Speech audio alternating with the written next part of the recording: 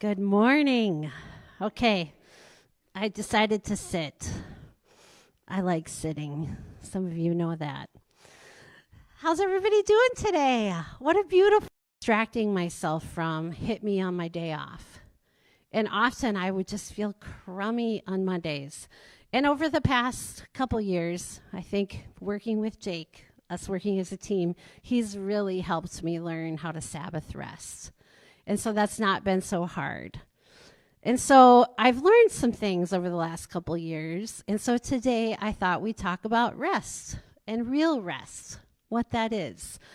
As I was thinking about today, I kept coming back to a biography I read many, many years ago.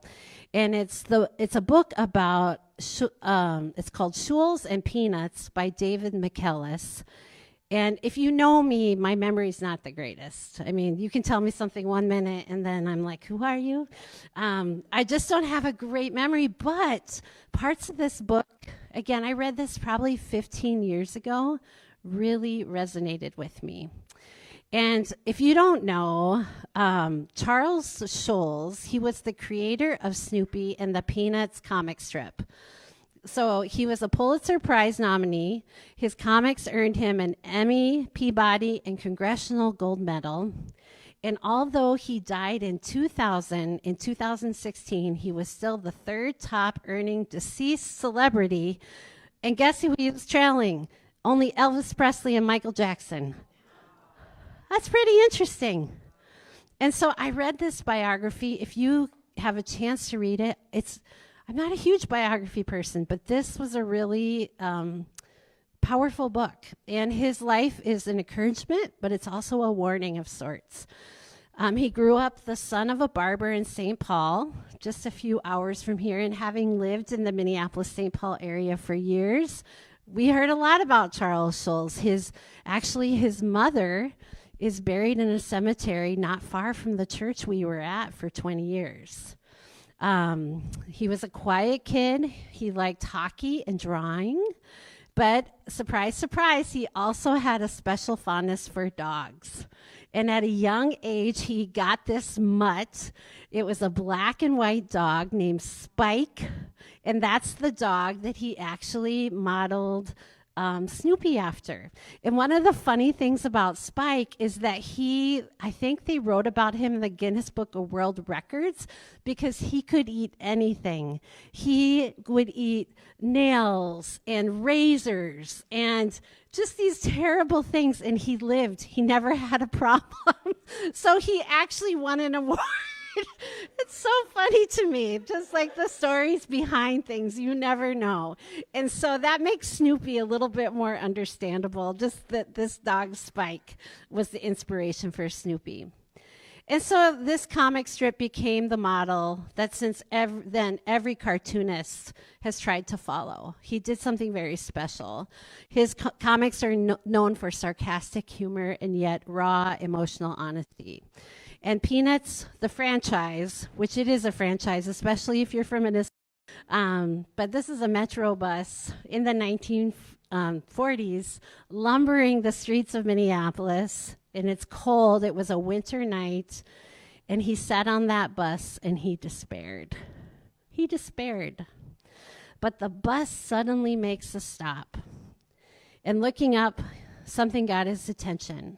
And he looked out the window of the bus, and painted on a wall right there were these words: "Come to me, all you who are weary and heavy laden, and I will give you rest." And if you don't know these words, they were said by Jesus 2,000 years ago. And those words met Charles. It was a life-changing moment for him. Here in the middle, on a cold, dark night, just the words of Jesus literally written on a wall. He read those words, and though he was from a non-religious family, he went to church, but it never really occurred to him that Jesus could be a place of rest or a companion.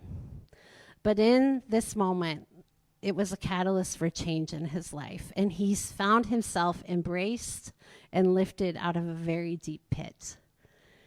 And these words and who said them changed Charles. And for many years, he lived his life from this place.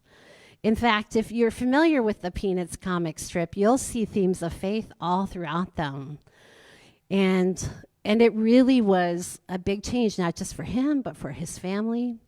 And sadly, this is why his story is so compelling. By the time of his death, the rest and belief he had found as a young man had been choked out by the burdens and worries of this world. His story reminds me of the parable that Jesus shared about the seed, and actually our kids today are learning this parable too. So a farmer went out to sow his seed, and as he was scattering the seed, some fell along the path and the birds came and ate it up. Some fell on rocky places where it did not have much soil. It sprang up quickly because the soil was shallow, but when the sun came up, the plants were scorched, and they withered because they had no root. Other seed fell among thorns, which grew up and choked the plants.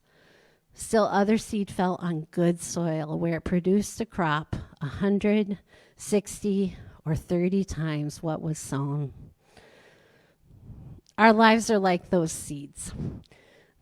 We have this life-giving truth that gets implanted in us, and yet too quickly they can be eaten up. It's too shallow.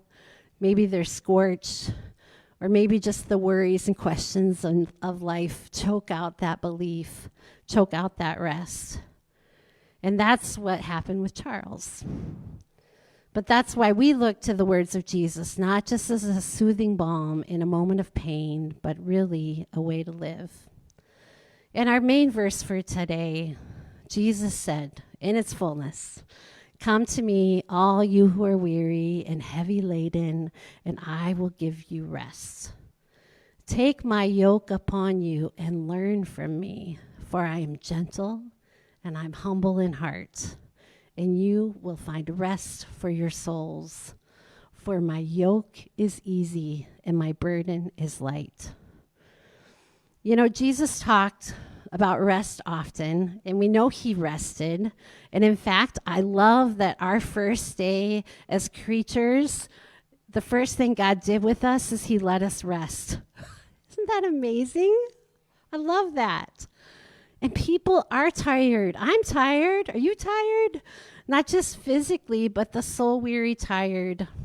And yet, over the past couple years, I've gained some ground. I'm still in process, but I've gained some ground, and I'm learning that rest is not just a Netflix day, which I love a Netflix day. You guys know this about me, but it's about my whole being, my heart, mind, and body. I need real rest. And like I said, I love a Netflix pajama day. Like, I love them.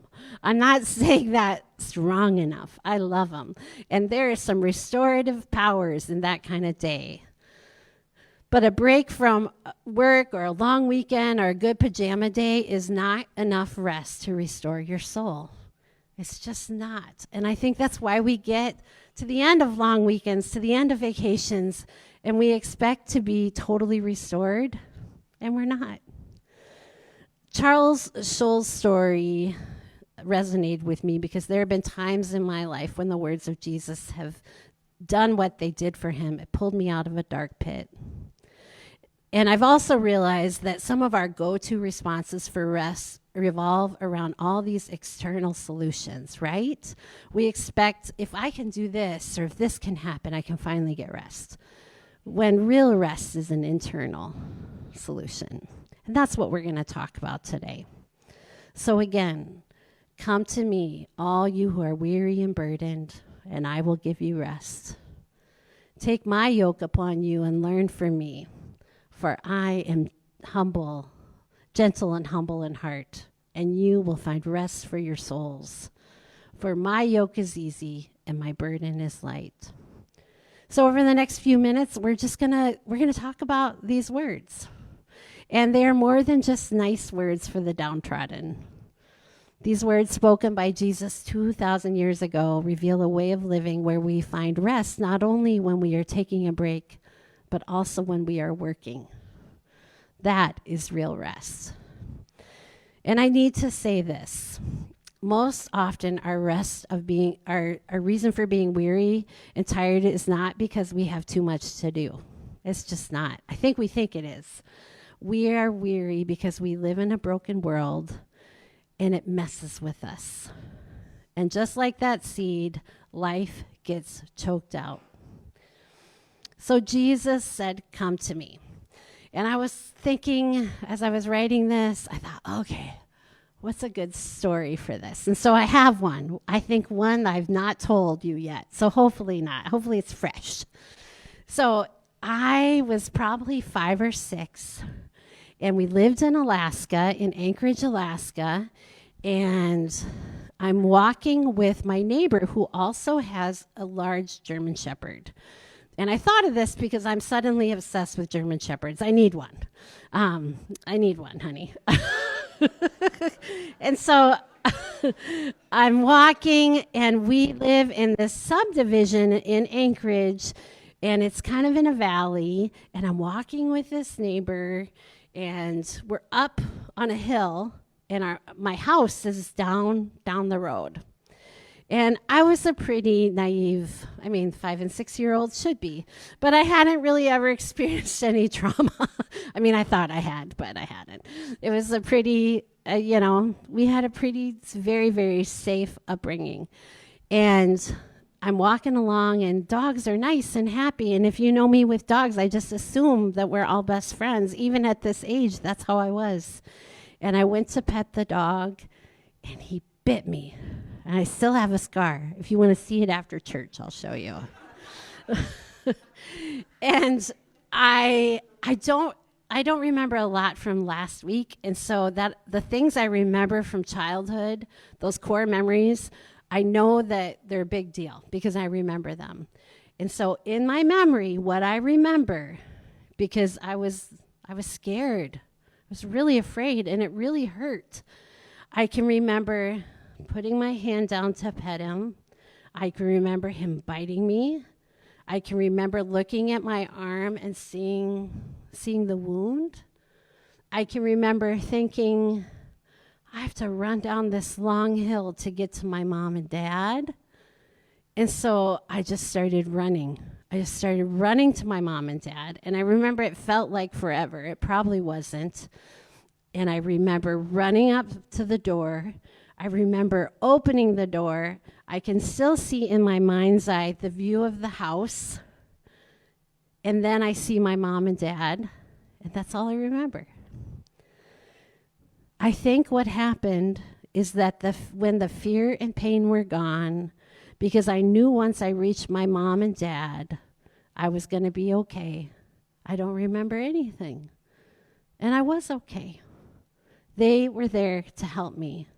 And so my painful part of the story, which I remember every little bit, was just trying to get to them. But once I got to them, I was okay. Jesus says, "Come to me."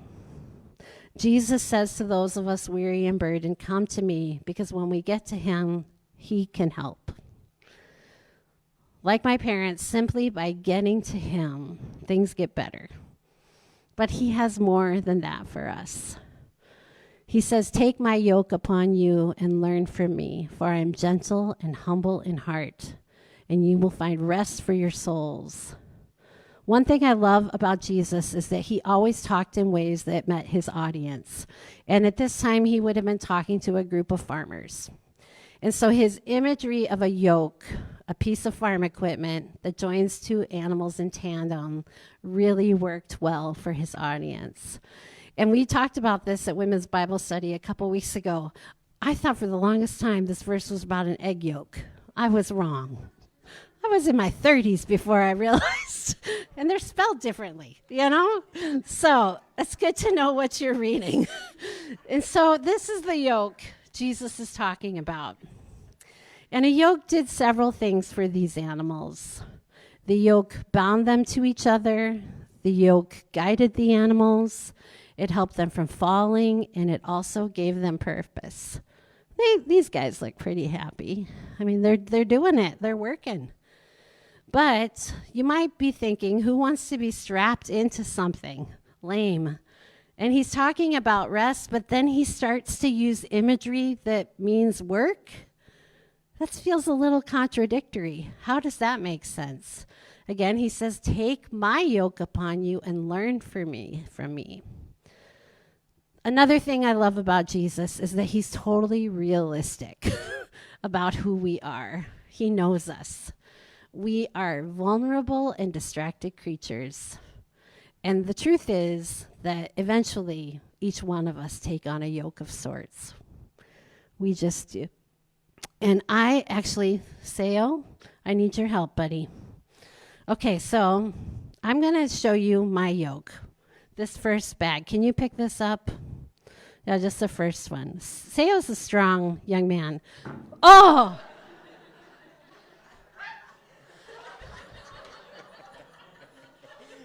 Whoa! Did you mean to do that? Oh, no. You're a natural. Okay.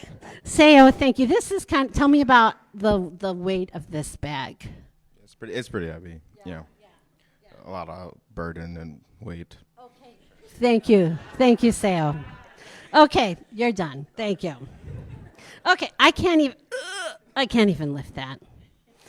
So we take on different yokes. We take on the yoke of materialism, of pleasure. Maybe it's success. Maybe it's control. I love the yoke of worry. That's one of my favorite.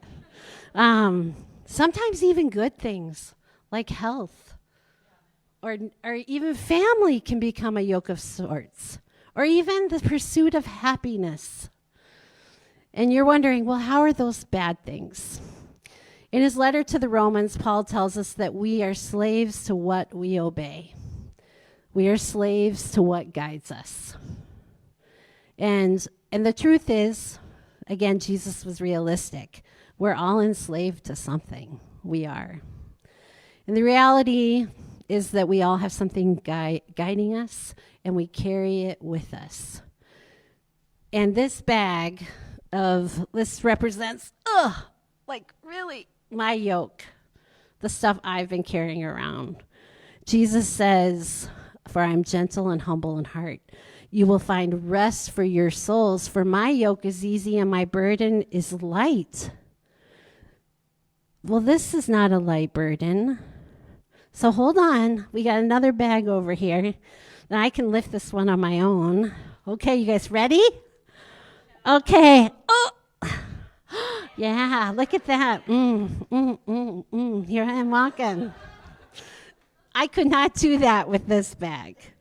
So what we have here is the kind of burden Jesus gives us, which it's so light it just even kind of falls over. Here's the kind of burden we like to carry with us. So no wonder we're so tired, because we're carrying things that we were never intended to carry.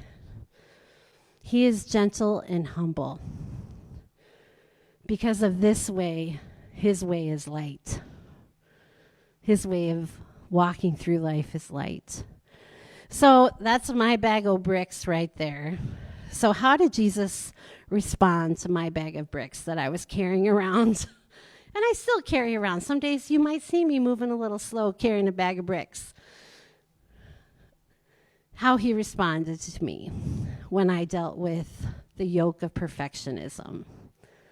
He said, Michele, my grace is sufficient for you, for my power is made perfect in weakness. When he saw my yoke of self-reliance, he said, Michele, I am the vine, you are the branch. The one who remains in me and I in him will bear much fruit, for apart from me, you can do nothing. And then fear and worry, one of my favorites, my favorite brick. Jesus said, do not worry about tomorrow, for tomorrow will worry about itself. Each day has enough trouble of its own. And can we get an amen to that? Amen.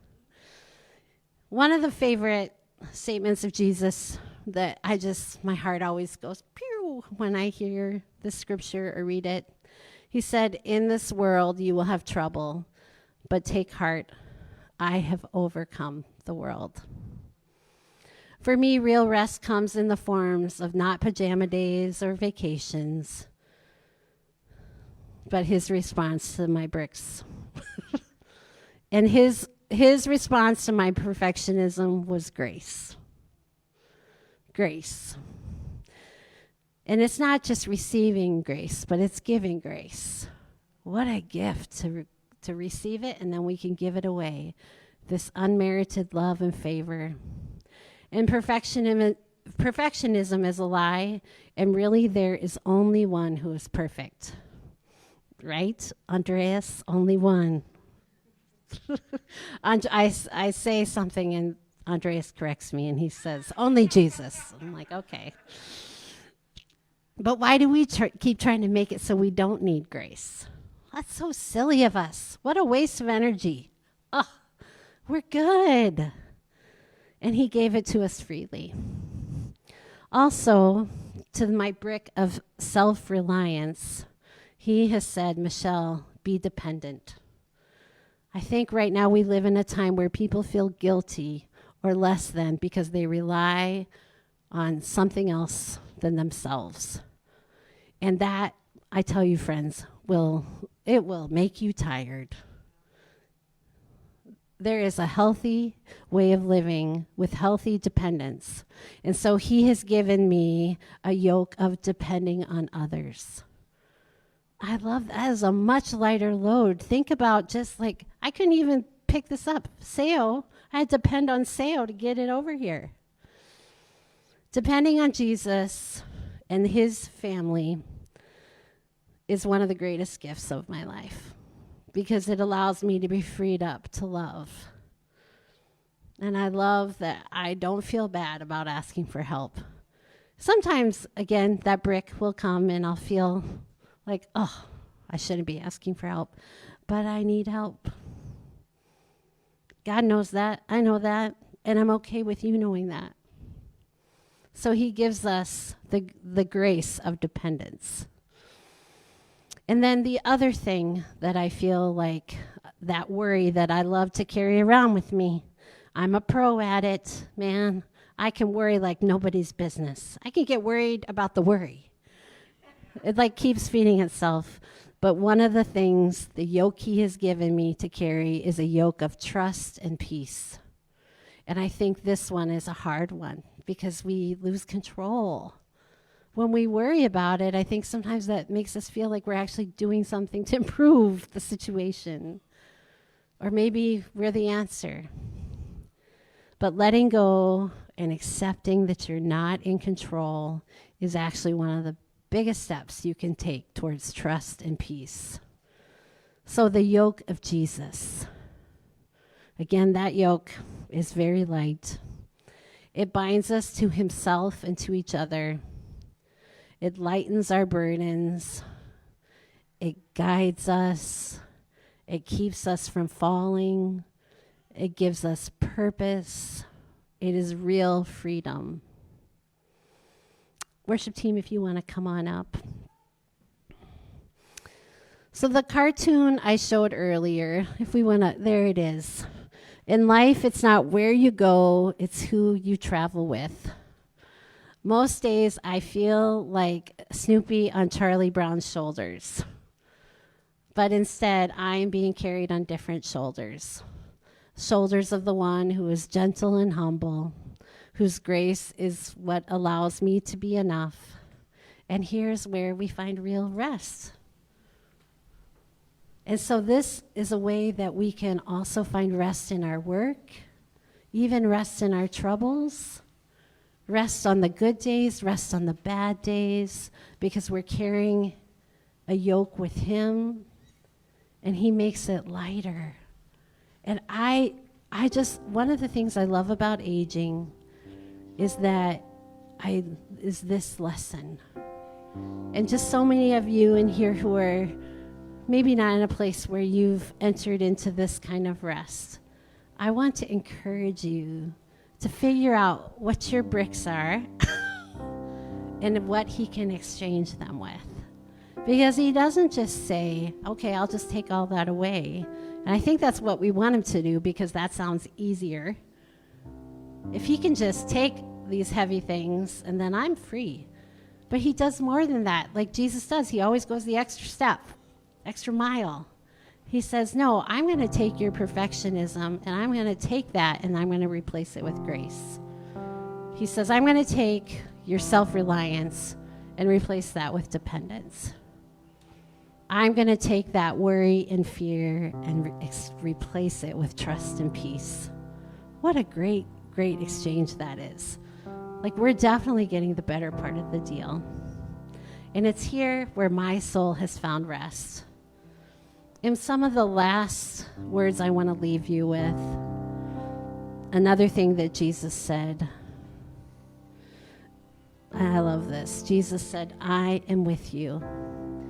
Even at the end of everything, I am with you. And he is with you. And so maybe today is just about you accepting that he loves you. And he says, come to me. We have a worship song here at the end. And then also, if you would like someone to pray with you for any need, it's confidential, or maybe the story of Jesus and who he is, that kind of rest, like Charles on the bus that day, is not something you ever realized was an option. We're going to have some people back in this room. If you want to go pray with them, need to talk with anyone, they're going to head back there right now as we worship. I would encourage you to do that, because these kinds of freedom moments come from, actually, Jesus said, come to me. And that's an action. He says, come to me. And so let's move to where he is.